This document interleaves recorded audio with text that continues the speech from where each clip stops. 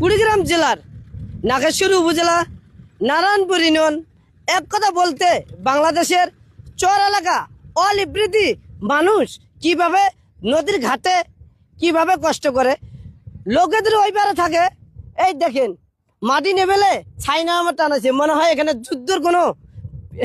যুদ্ধের কোনো গর্ত লাভ বানাচ্ছে, মানে গর্ত বানাচ্ছে, সেটা না। এখানে মানুষ রেস্ট নেয়, লোকে যখন আসে এখান থেকে বাইর হয়ে তখন ওইবারে লোকজন চলে যায়। এই দেখেন আপনারা, অসাধারণ মানুষ আমাদের চর অঞ্চলগুলা এইভাবে জীবনযাপন কষ্ট করতে হয়। তাই আমি নতুন সরকারকে বলি, এখানে যদি একটা ব্রিজ থাকতো, যদি একটা রাস্তা থাকতো, 4 চাক্কার গাড়ি চলতো, তাহলে আমাদের কৃষকরা এখানে গাড়ি করে শহরে মাল পৌঁছে দিত। এখানে ধান, গম, চাউল ইত্যাদি ইত্যাদি পাট।